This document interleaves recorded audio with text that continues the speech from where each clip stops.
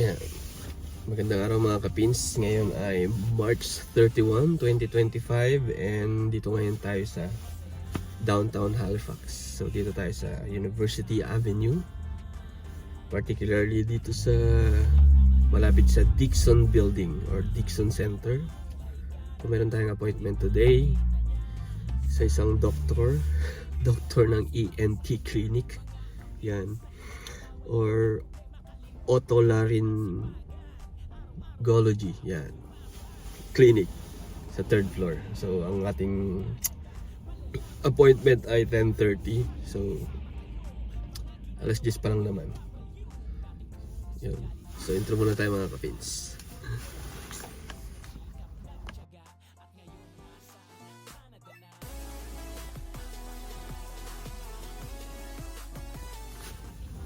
Yun, welcome back. So pag-uusapan natin yung appointment natin dito sa doctor, no?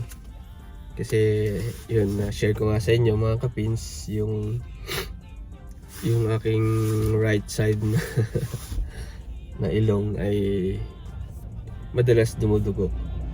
So pero yung left hindi naman. So magwo-worry lang ako dahil syempre hindi normal, di ba?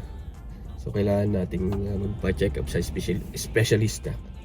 Ngayon, siyempre dahil meron na tayong family doctor. So salamat nga pala sa nanood ng ating video na may family doctor na kami.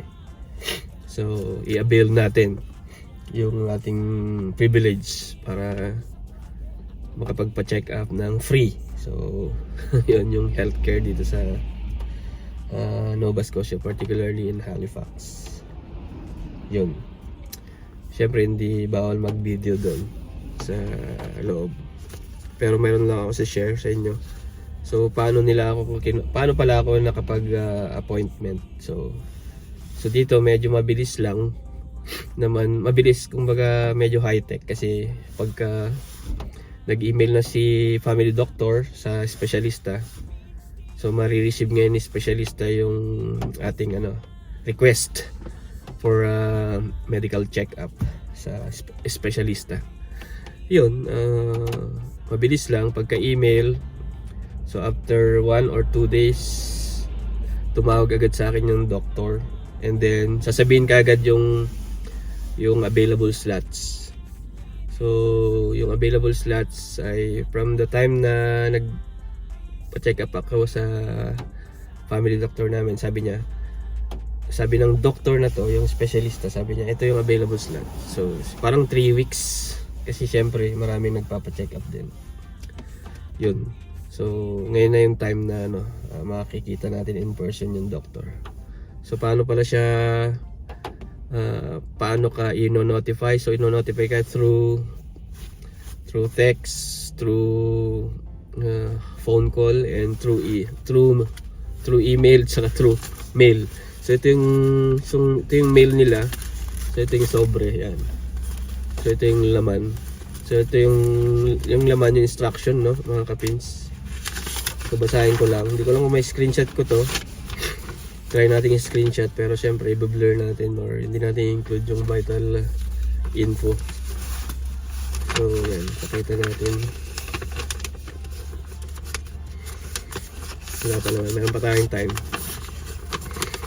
So ito yung appointment date. Yan. Alam mo, makikita niyo yan. Appointment date March 31, 2025, Monday. Appointment time 10:30. So may 30 minutes pa tayo. Appointment with Dr. Blanc. Yan, ENT clinic. Otolaryngology clinic, third floor, Dixon Building. And dito sa siya, ito yung 5820 University Avenue, Halifax. So register at kiosk on main floor, Dixon Center. So dun papasok tayo mamaya doon. So when you come for appointment, please bring your health card and a list of your medications. So wala naman tayong medications, health card lang sa appointment letter. So we are smoke free and scent free facility. So kung first time nyo pumunta ng hospital dito sa Halifax, hindi ko alam sa ibang parte ng Canada, parang scent free facility. Ibig sabihin bawal kang magpabango. Kasi syempre baka mamaya yung mga pasyente doon may ano, mga makakasalubong mo is ano, makakaano ka. Tapos tawag ka ng pansin. Allow extra time for parking and registration if you should receive an appointment reminders by phone. Tama, nakapag-receive na tayo. And then if you need help getting around, we recommend to bring someone. Yun, blah blah blah. If you are unable to keep this appointment, please contact the phone below. May phone number naman para magpa-reschedule ka. Yun. So yun lang. After neto, babalitaan ko kayo mga kapins. So nag-park tayo, 2 hours parking. Siyempre may bayad dito mga kapins. Mamaya ulit mga kapins. Yun, doon tayo nag-park mga kapins sa kabilang side. Pero dito yung building yun. Medyo maulan ngayon mga kapins. Nag-snow kagabi. Mga 2 hours lang. Yan. So dati, pumunta ka na kasi ako dito. Kasi sinamahan ko si kuya. Nagpa-x-ray. Yan. Pakita ko sa inyo mga kapins.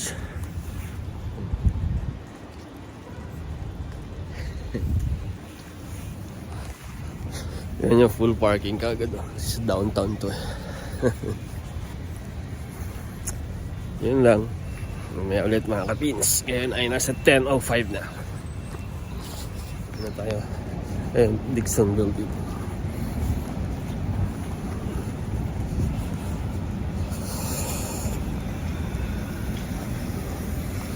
Tawid tayo dito. Tawiran mga kapins.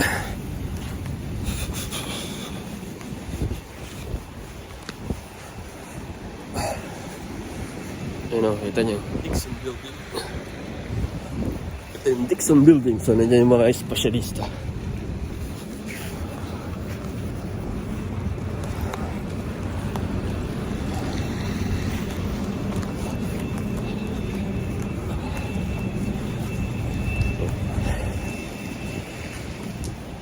Tayo sa... So, may waiting area dito, mga kapits. Mayroon ding parkingan ng bike. Yan. Pasok na tayo. Entrance. Bawal na tayo mag-video. Yun, tapos na. Tapos na mga kapins. Yun, mamaya pagdating sa sasakyan, balitaan ko kayo kung ano nangyari mga kapins. Yun. Doon tayo galing mga kapins. 3rd floor. Yan. Yan. Doon na sa exit. Umaya ulit mga kapins. Tayo. Dadaan na. Sa University Avenue dito. Ito yung... Dito kasi yung mga colleges. Yung mga universities. Yung Dalhousie. Ano.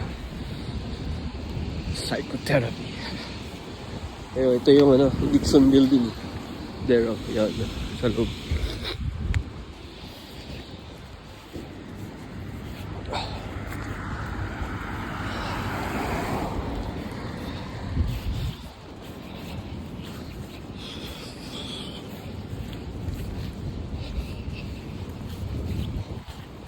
Tayo nag-park mga kapins doon.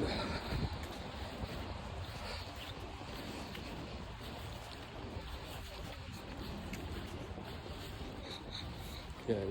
Sa kanto na yan, Cathedral yan. Cathedral Road, All Rain, Cathedral Avenue. Yun.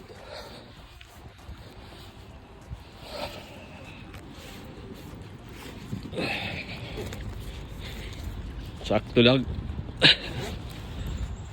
Ito tayo mga kapins. Oh. Subscribe ka naman mga kapins. Charot. There you go.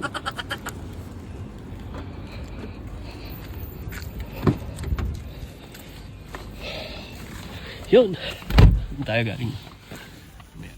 Yun mga kapins. Tapos na. So from the time ng registration, yan kwento ko mga kapins. Pagpasok natin doon, so nag-register tayo. Pwede sa kiosk or doon sa may mag-a-assist doon, table. Tapos kukunin yung yung health card number, yung appointment mo. Magtatanong, i-validate pangalan, address, number, birthday, yan yung 4 na yun. And then nag-proceed na ako sa 3rd floor. Then diretso na doon sa waiting area. So yun yung waiting area ng ENT, ganyan. Sa kabilang side naman kasi yung sa X-ray before, yan. Saka yung mga test na kinakandak doon. So yun. So ang initial findings nila, although pinakita sa akin yung yung sa TV yung monitor doon sa machine. So pinicturean ko yung machine para may idea kayo kung ano itsura ng machine. Yan. So yun. Ito. Hindi naman siguro para makita nyo lang, para may idea lang kayo kasi. And then ayun, nakita nila doon sa aking both sa ilong, yung butas, pinasok nila yan eh. So dalawa yung nakita nila na both may polyp. So ayun, kinakabahan ako dahil sabi ko ano kaya. So paano yung level ng fatality niya? Siyempre pwedeng makapag-blockage sa hininga mo kung malaki na, di ba? Yun yung sinabi. Makulit yung doktor eh. Sabi niya, mamamatay ka na bukas. Chutsela. Kilitin mo ako. Sabi ng doktor eh. Joke lang. Anyway. Seriously, yun. So, sabi ko ano yung remedy. Sabi niya, ang gagawin mo,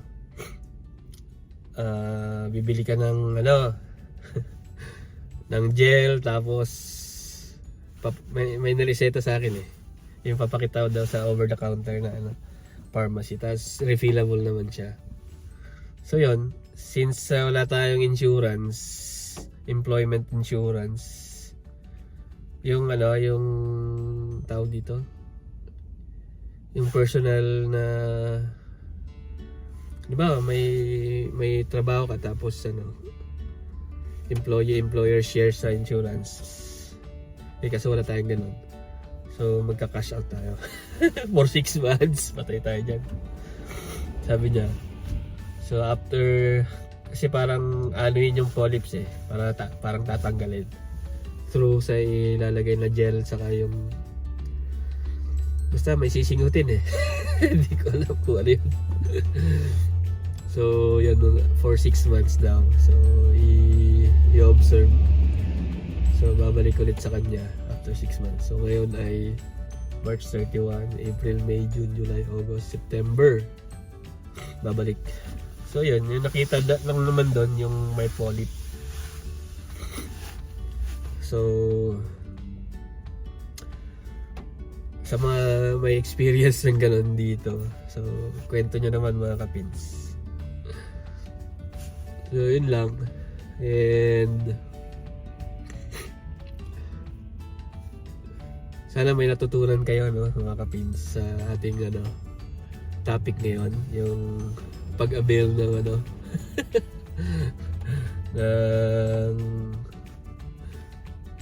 specialist or doctor para sa check-up mga kapins. So importante yun, di ba? Kailangan health is wealth. So kailangan nating tutukan talaga kahit naman saan tayo eh. Yun nga lang, mararamdaman mo na talagang priority ka kahit na anong estado mo sa buhay dito sa Canada. So yun lang. Salamat and stay healthy. Ingat kayo lagi and don't forget the hashtag PinsTV, Pinoy Nova Scotia, Kapins in Canada, Philippines Now. Yan yung mga hashtag natin mga kapins. Siyempre kung bago ka, don't forget to follow for our social media FB page, add sa ating TikTok, Pins TV Canada.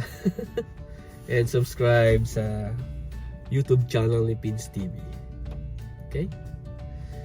Thank you and see you sa next one.